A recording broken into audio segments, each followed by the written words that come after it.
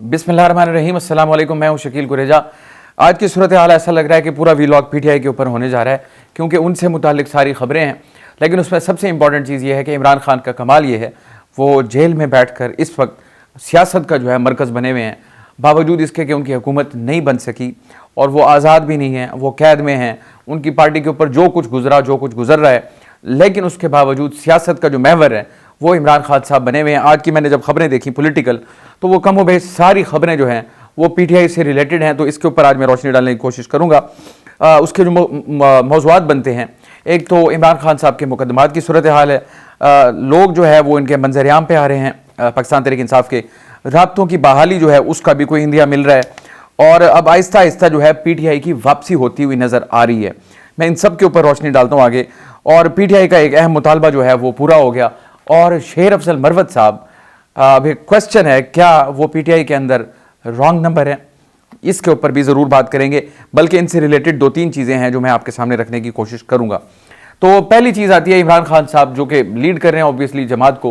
उनके मुकदमात की सूरत हाल, कुछ दिन पहले आपको याद होगा तोशा खाना के अंदर इस्लामाबाद हाई कोर्ट में उनकी जो सज़ा थी उसको मुअत्तल कर दिया गया और उसकी रिहाई का भी हुक्म दे दिया गया।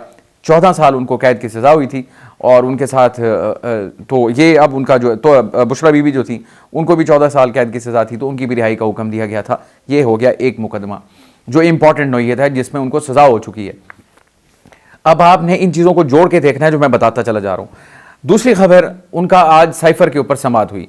मैं इसके ऊपर पहले भी गुजारिश कर चुका हूँ पिछले मुतादिद व्लॉग्स में, और आज की जो समाअत हुई वो उन्हीं बातों की एक्सटेंशन थी जो मैं इससे कबल कर रहा हूँ।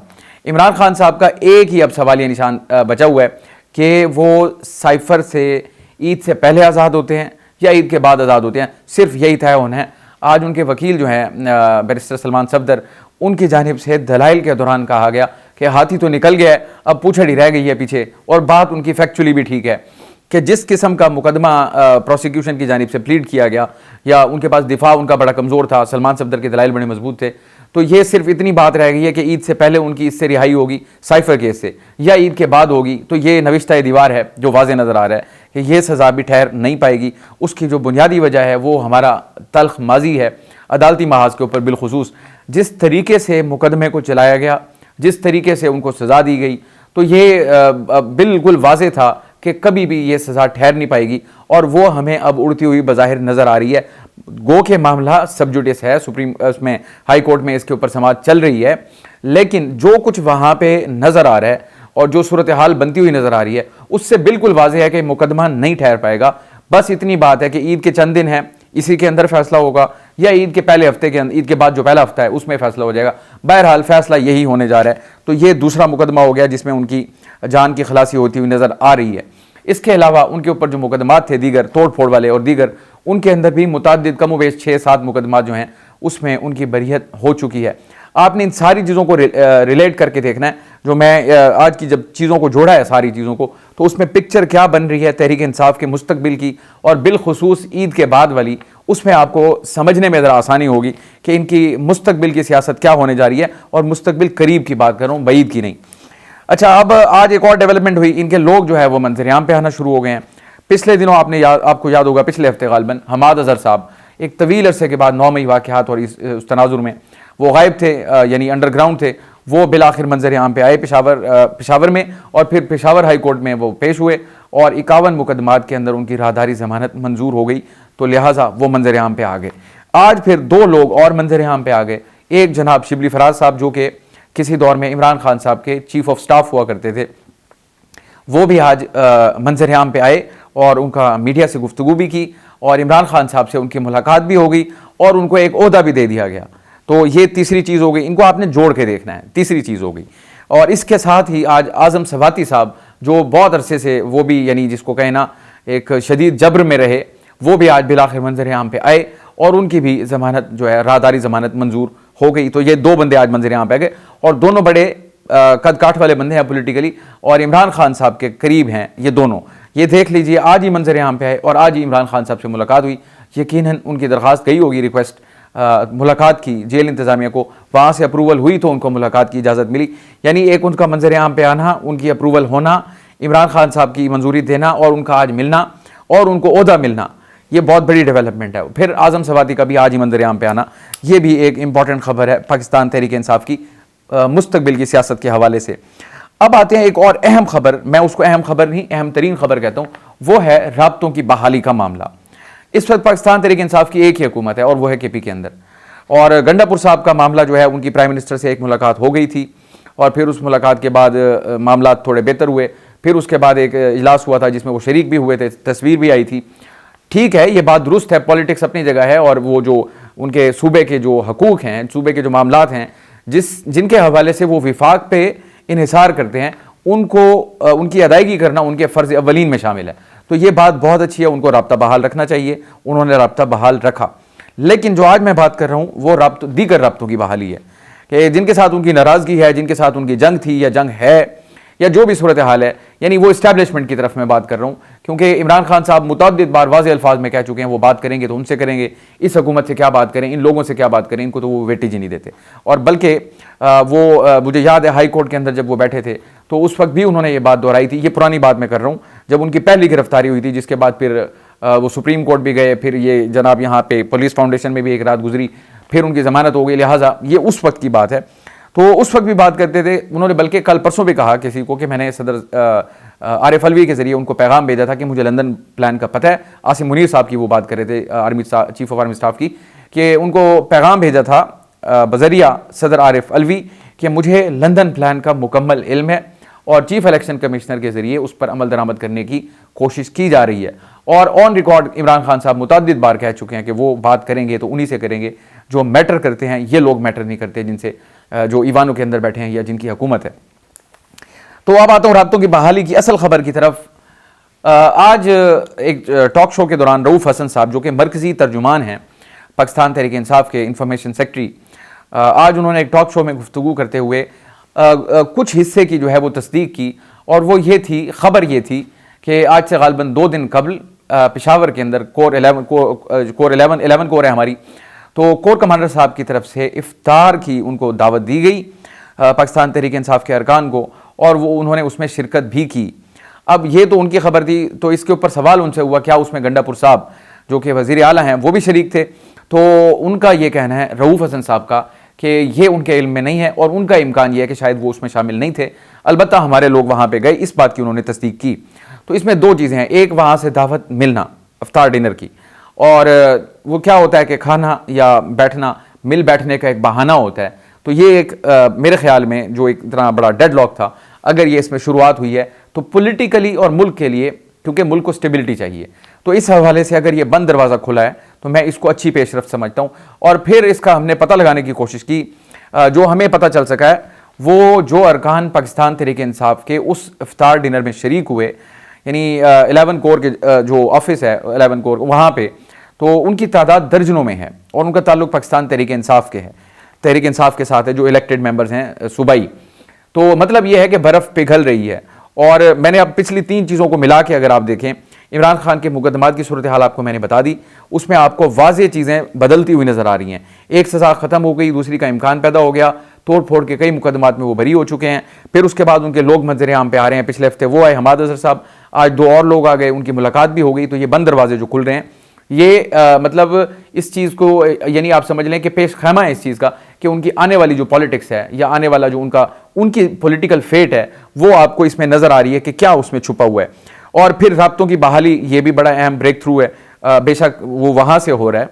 तो बहरहाल अगर मुलाकात हुई है तो उसमें कोई गुफ्तो शनीद भी हुई होगी, कोई जेस्चर्स हुए होंगे। एक ही मुलाकात में सब कुछ नहीं होता, पैगाम रसानी होती है, दरवाजे खुलते हैं, फिर मामलात आगे चलते हैं, कुछ ले दे होता है। तो इस तरीके से ये मामला उनका आगे बढ़ने लगा है, जिससे मुझे इंप्रेशन मिल रहा है कि अब PTI की आहिस्ता आहिस्ता वापसी जो है वो शुरू होती हुई हमें नज़र आ रही है। और आज PTI का एक अहम मुतालबा जो था वो भी पूरा हो गया। वो मुतालबा क्या था? बेसिकली वो इल्ज़ाम था, वो 1 बार नहीं 2 बार 3 बार लगाया गया बुशरा बीबी की जानिब से कि उनको पहले उनके शहर में जहर मिलाया गया, और फिर कल उनका वो था मौक़िफ़ था परसों कि उनको हार्पिक जो है वो दिया गया। इसी के ऊपर इमरान खान साहब ने कहा वो हार्पिक नहीं, वो आर्सेनिक था, यानी कि उनको जहर देने की कोशिश की गई और जिससे उनकी तबीयत बिगड़ी। और इन्होंने कल रोस्ट्रम के ऊपर जाके जज के सामने 190 मिलियन पाउंड का जो केस था, रोस्ट्रम के ऊपर जज साहब को मुखातिब करके इमरान खान साहब ने कहा कि आप हुक्म दें कि इनकी तहकीकात की जाएँ, इनका मेडिकल टेस्ट करवाया जाए और उसकी रिपोर्ट सामने आनी चाहिए, और अगर इनको कुछ हुआ तो उन्होंने वगैरह वगैरह सारे इल्ज़ामात, और उसका तयन भी कर दिया था कि कौन इसका जिम्मेदार होगा। इस्टेब्लिशमेंट पर उन्होंने इसका इल्ज़ाम लगा दिया, ताकतवरों पर इल्ज़ाम लगा दिया। बुशरा बीबी का भी कमोबेश यही मौक़िफ़ था। तो फिर आज ये खबर आई कि पिम्स हॉस्पिटल के 4 मेडिकल डॉक्टर्स, लेकिन खबर के अंदर जो खबर थी वो ये थी कि वो डॉक्टर भी इसमें शामिल थे जिसका मुतालबा इमरान खान साहब ने खुद किया, और वो हैं इनके यानी पर्सनल डॉक्टर हैं डॉक्टर यूसुफ साहब, जो इनके इसमें हैं शौकत खानम में, आसिम यूसुफ साहब। तो वो भी इस बोर्ड के अंदर, यानी 5 रुकनी ये बोर्ड हो गया मेडिकल, जिन्होंने जाके बुशरा बीबी की मुकम्मल मेडिकल चेकअप किया, और उसके बाद 2 जगह से इसके ऊपर रिपोर्ट जो है वो सामने आई। एक तो पंजाब हुकूमत की जानिब से, जो उनकी तर्जुमान हैं वज़ीर इत्तलात अज़मा बुखारी साहिबा, उन्होंने कहा कि जो इनका इल्ज़ाम था कि उनको हार्पिक दिया गया या उनको जहर दिया गया, तो मेडिकल रिपोर्ट के मुताबिक ये दोनों चीज़ें गलत हैं। ना उनको जहर दिया गया है, ना उनको हार्पिक दिया गया है, और इस किस्म की कोई चीज़ उनकी रिपोर्ट्स के अंदर सामने नहीं आई। फिर इसके बाद क्योंकि ये अब उनके मुखालिफ जो हैं उनकी हुकूमत है, तो इस पर उनका भरोसा करना बड़ा मुश्किल है, जो कि उनके अपने डॉक्टर हैं डॉक्टर आसिम यूसुफ साहब। फिर उनका भी बयान सामने आया और एक टीवी टॉक शो के अंदर भी उन्होंने आके इसकी वजाहत की, और उनका भी कमोबेश यही मौक़िफ़ था कि वो बिल्कुल तंदुरुस्त हैं, उनकी सेहत बिल्कुल ठीक है, और जो उनके टेस्ट अब तक हुए, जो रिपोर्ट सारी कंपाइल हुई, उसके मुताबिक ना तो उनको जहर दिया गया, ना ही उनको कोई हार्पिक या आर्सेनिक ऐसी कोई चीज़ उनको नहीं दी गई, और वो बिल्कुल उनकी तबीयत जो है वो बेहतर है। अलबत्ता उन्होंने एक चीज़ कही, उनकी तबीयत 100% तो ठीक नहीं है। अब मेरा इस पर नुक्ता ये है कि 100% तो जितने हमारे मोअज़्ज़िज़ जो मेहरबान सुन रहे हैं इस वक्त, आप में से कोई भी शख्स अगर जाके अपना मेडिकल टेस्ट करवाए, 100% तो मुझे लगता है किसी का भी दुरुस्त नहीं आएगा। अलबत्ता जो उनका मेजर पोर्शन था, जहर वाली बात, हार्पिक वाली बात, आर्सेनिक वाली बात, उन सब का उन्होंने कहा कि ऐसी कोई चीज़ रिपोर्ट्स के अंदर सामने नहीं आई। तो लिहाजा ये जो उनका खदशा था या जो उनका इल्ज़ाम था, वो उनके अपने डॉक्टर जो है उसको गलत कह रहे हैं कि ये नहीं था। हो सकता है जब कैद होती है किसी इंसान को, किसी नॉर्मल बंदे को आप कैद में डाल दें, तो वो मेरे ख्याल है जिस्म के अंदर भी बहुत सारी तब्दीलियाँ आती हैं, क्योंकि आप पाबंद हो जाते हैं, मुख्तसर जगह होती है, आप जा नहीं सकते, आप बात नहीं कर सकते, वो एक साइकोलॉजिकल इफेक्ट जो होता है। और एक डॉक्टर साहब ने बड़ी अच्छी बात की थी, मैं खुद वहाँ मौजूद था किसी के चेकअप के लिए, तो उन्होंने तस्वीर उठा के दिखाई और उन्होंने कहा मामला स्टमक का था, तो उन्होंने कहा ये जो दिमाग आपका है ना, ये कंट्रोल करता है पूरी बॉडी को, अगर ये प्रॉब्लम में होगा तो फिर आपका सारा सिस्टम प्रॉब्लम में होगा। तो जो इंसान कैद में होता है तो मेंटली जो है ना, वो उसके जो कंडीशन होती है वो डेफिनेटली एक नॉर्मल इंसान की तरह नहीं होती, क्योंकि उसको नॉर्मल सर्कमस्टांसिस अवेलेबल नहीं होते, अब नॉर्मल सर्कमस्टांसिस होते हैं, माइंड की कंडीशन बड़ी एबनॉर्मल होती है, तो उसका इफेक्ट हो सकता है बॉडी के ऊपर। तो ये एक नुक्ता नज़र है। ये पाकिस्तान तहरीक इंसाफ के लिए अच्छी खबर ये थी कि उनका वो मुतालबा पूरा हो गया, न सिर्फ ये कि मेडिकल बोर्ड बना, बल्कि उनकी जो पसंद के और जो उनके मुतालबे के डॉक्टर थे उनको भी शामिल किया गया, और अब उनका जो पॉइंट ऑफ व्यू है या जो उनकी इस हवाले से जो रिपोर्ट है वो भी मंजर आम पे आ गई, वो सामने आ गई। तो ये इनका एक मुतालबा भी पूरा हो गया। इसको भी ध्यान में रखिए, ये मुतालबा पूरा होना इटसेल्फ ये भी एक इंडिकेशन है। अब आते हैं एक रॉन्ग नंबर जो है उसकी गालिबन पाकिस्तान तहरीक इंसाफ के अंदर निशानदेही की गई, और वो हैं जनाब शेर अफजल मरवत साहब। और रॉन्ग नंबर उनको किसने कहा, मैं नहीं कह रहा, इनके अपने ही एक सरकर्दा रहनुमा हैं सलमान अहमद साहब, और उनकी जानिब से ट्विटर के ऊपर लिखा गया कि शेर अफजल मरवत जो हैं वो पाकिस्तान तहरीक इंसाफ के अंदर रॉन्ग नंबर हैं। बहुत सारी कंट्रोवर्सीज़ के साथ शेर अफजल मरवत साहब जो हैं वो जुड़े हुए हैं, लेकिन अब कंट्रोवर्सीज जनरेट क्यों होती हैं, क्योंकि उनका वज़न इतना है, और वज़न इतना होने की वजह क्या है, वो इमरान खान के साथ उनका बराह रास्त रब्ता और मुलाकातें हैं।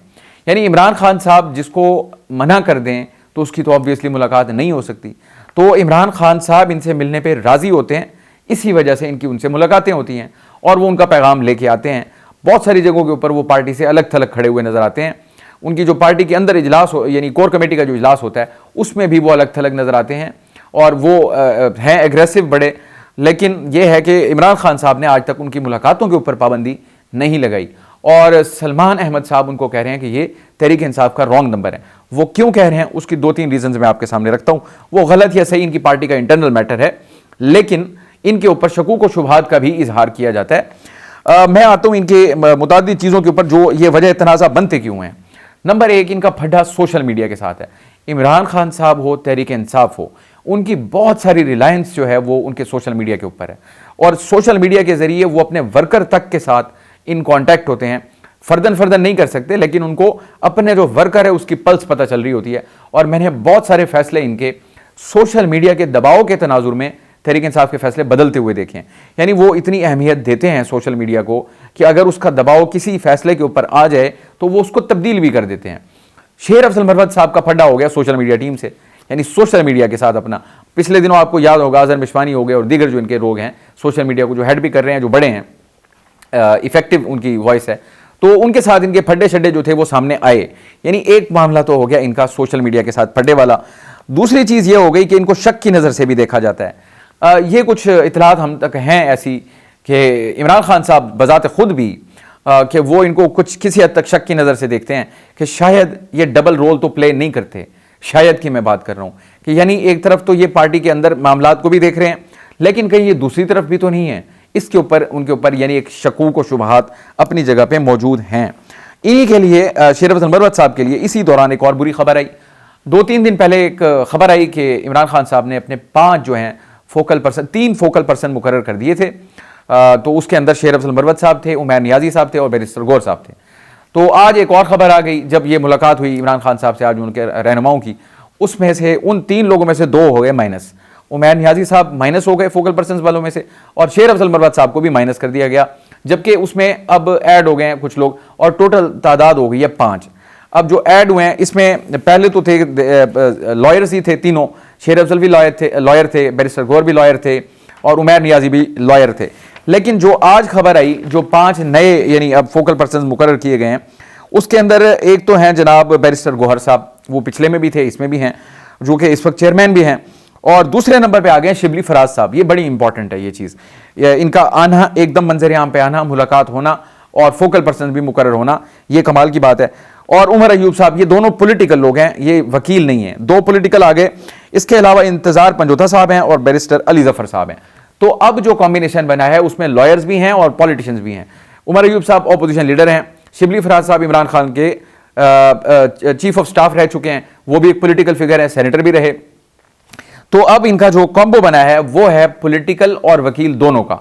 लेकिन उमैर नियाजी और शेर अफजल मरवत को माइनस किया गया है। अब शेर अफजल मरवत साहब का जो मामला है ना, वो आपके 3-4 पॉइंट मैंने सामने रखे। एक, उनके ऊपर शक की नज़र।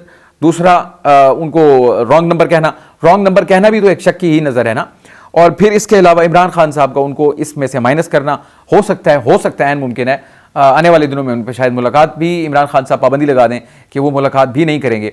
थोड़ा एग्रेशन के साथ चल रहे हैं। आजकल भी उन्होंने बात की, वो कहते हैं 30,000 बंदा चाहिए, नर बंदे, यानी कि फाइटर। वो तो वो कहते हैं देखता हूं कौन लाठी चलाता है। सो ये अगर इस चीज़ को इमरान खान साहब डिस्करेज कर रहे हैं, और जो पिछली सारी चीज़ें मैंने बताई, यानी कि जो CBMs हैं सुहेल वड़ाइच साहब के बकौल, यानी अब उनके मुकदमात में उनको रिलीफ मिलता हुआ नजर आ रहा है, राब्ते उनके बहाल हो रहे हैं, लोग उनके मंजर आम पे आ रहे हैं। तो ईद के बाद मुमकिन है एक और चीज़ जो ईद के बाद होने जा रही है वो है ग्रैंड अलायंस। आज इन्होंने ऐलान कर दिया कि ग्रैंड अलायंस उनका मुकम्मल हो चुका है। पहला जलसा उनका पशीन में होगा और 12 अप्रैल को ये जो हमारे अख्तर बेंगल साहब हैं उनके घर उनकी मीटिंग होगी और पूरे मुल्क में जलसों का शेड्यूल दिया जाएगा। तो ईद के बाद जो है हुकूमत के लिए दमादम मस्त कलंदर होता हुआ नजर आता है 2 महाजों के ऊपर।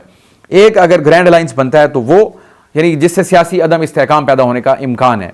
और दूसरी तरफ IMF के साथ जो मामला है, आज भी वज़ीर आज़म ने कहा, कैबिनेट मीटिंग थी, उन्होंने कहा जी IMF का प्रोग्राम हर सूरत हमें चाहिए और वो बहुत ज़रूरी है और जो उनकी शराइत हैं वो कोई आसान नहीं होगी। तो ये मेरे और आपके लिए उन्होंने इंतबाह भी जारी कर दिया है कि प्रोग्राम नागुज़ीर है, शराइत उसकी आसान नहीं होगी। आने वाले दिनों में देखते हैं तहरीक इंसाफ के लिए रास्ते खुलते हैं या बंद होते हैं, मुनसिर उन्हीं के ऊपर है।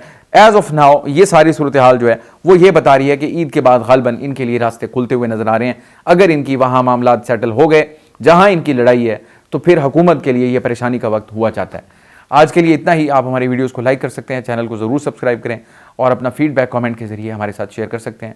आपसे कल मुलाकात होगी। अल्लाह हाफ़िज़।